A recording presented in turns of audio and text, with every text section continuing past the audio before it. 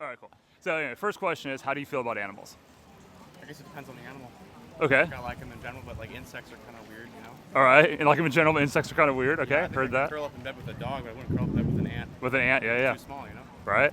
All right. So second question, how do you feel about people that abuse animals? I don't like that. Me too. I think agree. That's just a natural response, you know? I guess, Right. I think a lot of people would, their opinion on that would depend on what they consider abuse, because a lot of people think, you know, hitting a kid is not the same as hitting a dog. I think you shouldn't hit animals. I think you should Agreed. abuse animals. Yeah, I guess you agreed. Get down to like slaughterhouses too. Is killing them in one blow the same thing as abuse, you know? There we go. Right. Right. All right. So third question, how would you qualify? You can already touch on this a little bit, which is cool. Let me expand on it a little bit. How would you qualify or describe animal abuse? Like in your own words, what thoughts pop into your head? For like you personally, what would you think of as animal abuse?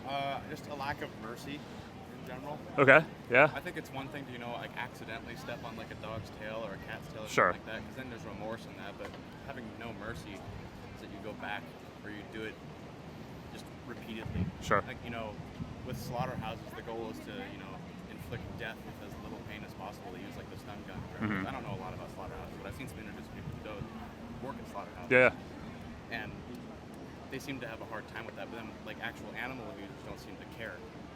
And they actually don't work in death. They just work in more abuse. So that's why I think, like, when it comes down to, like, like with humans as well, torturing people causes people to have a lot more emotional pain if they're, you know, torturing them versus, Sure. you know, just being an executioner.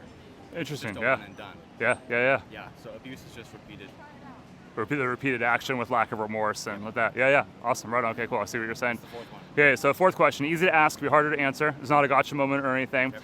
You're getting people to think. You've kind of already actually alluded to this a little bit already, which is pretty cool. So fourth question is, how then do you personally feel about the animals we take into slaughterhouses? To be killed for meat, milk, and eggs, worn for leather, fur, wool, silk, to be tested on for entertainment. How do you feel about that? Well, yeah, I already touched on this a little bit. I think it just has to do with whether or not it's abuse. I think killing someone or killing something or killing an animal, I don't necessarily think there's anything wrong with that, and that we have done it for thousands of years. We did it, you know, 10,000 years ago. You hunted and killed someone. Now we just raise them up to be killed in a way that people were already doing that, you know, millennia ago. I think it really just comes down to the conditions that they're raised in. I would personally prefer to, you know, eat like free-range food. I think that if you're going to grow up in a factory farm, that is kind of abusive, just the conditions they live in. Sure. Because I think just people in general, like, you ever see those like police body cam videos Mm-hmm. when they go into a house where they're like abusing kids and there's like, you know, shit on the floor and there's crap everywhere. Right. It's like a hoarder house. You know, that's an abusive condition to live in. Yeah. I think you can live in a place that is not abusive. You can live a life that isn't abusive and then be killed, and that isn't necessarily that bad, because people gotta eat. Yeah, people do have to eat, right? And I hear that for sure. I think right? people are less likely to give up eating meat than anything else. And, you know, it comes back to it. Do you think that like insects care about anything, or is it abusive to, you know, raise and kill insects?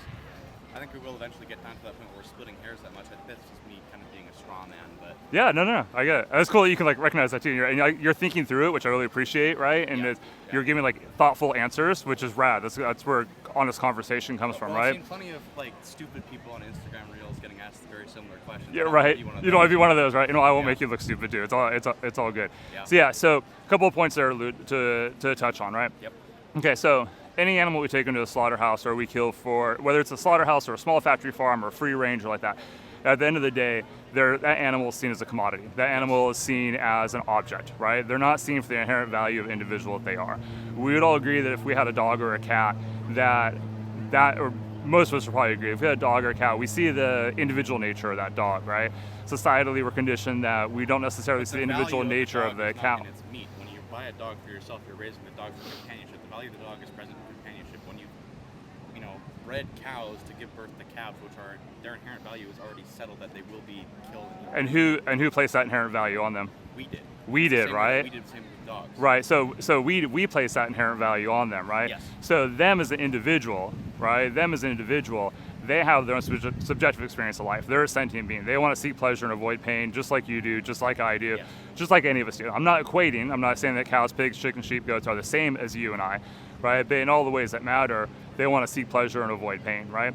So there's not a respectful or humane way to kill someone that doesn't want to die, right? Yes. And so at the end of the day, yes, for thousands of years, people did slaughter animals or hunt or trap or like that, right? Okay. There's lots of things in history we can point back to that just because something's been done for a long time doesn't mean it has to continue. So the longevity of an action does not justify the continuation of the action, right? So have you heard of being vegan or veganism? Yes, I know about veganism Okay. in general. What's Like, your I'm not what? opposed to veganism in general. I just don't like the whole, I don't want to say ideology, but like just what's associated with it, you know? Okay. Because there's a lot of like grandstanding on that and making people feel bad for wanting to eat meat. But I don't think there's anything wrong with wanting to eat meat because you grew up that way, doing it that way. So I'm 52. I went vegan at 47. Yep. Until I was 47, my house is the one you can smell the barbecue in the backyard on the weekends. I grew up eating meat at every meal. That was normalized for me. And one day I realized, and I wasn't following any vegan stuff on Instagram, I wasn't following on YouTube, like literally it all came from inside. And one day I realized I no longer wanted to be the reason that animals were exploited, right? So the original definition of veganism is that a lot of people think it's just like a diet where you don't eat animal products, right? Okay, so the original definition of veganism is that humans should live without exploiting other animals, right? So scientifically, I mean, I'm just a random guy you talk to on the beach on Expedition, take that's my fine. word for I like this everything. conversation Right. having those. Yeah, so do I. So the scientifically, we don't need to eat animals to live a strong, healthy, fit life, right? Yes. We don't need to wear leather. We don't need to wear fur. We don't need to go to rodeos for entertainment. Animal testing is even outdated now at this point, right? They have computer modeling that's better than the animal testing. So if we don't need to do any of that, then the question comes down to why would we, right? So for you and your personal circumstance, like you personally, is there anything that you think would prevent you personally from being vegan? I don't think there's anything that can necessarily prevent me from doing that. I just don't feel the need to because I don't think about it the same way that you do. At the end of the day, there's a victim, Yep. and we're so conditioned to look at things through our eyes, right? And we're the oppressor, the animal is the victim, and we look at it through the oppressor's lens. It's easy to think it's just a choice. The cow, that's its purpose. When we look at it through the cow, the chicken, the pig, the sheep, that was artificially bred as we placed upon it its purpose to be here. Then we look at it through their eyes, it's like, wait a minute, if I don't have to do that, then why would I? Right? And so we want to get people thinking about that, going, okay, you don't have to do that. So if you agree that animals deserve respect, and if you agree that animals are living sentient beings, and you see that you can get everything without it, and I can give you a little card before, no, we're not selling anything, we're not asking for anything, that has all these resources on it too, right? Then why would you do it? It would just be a choice, right? And we could say, well, I'm used to it, it's normal to me. There's lots of things we could be used to and normal and change our mind about, or we can look back in history and go, well, this was done for thousands of years, and we look back and go, that shouldn't have been done though. Yes. You gotta question these things. You gotta look at the whole picture.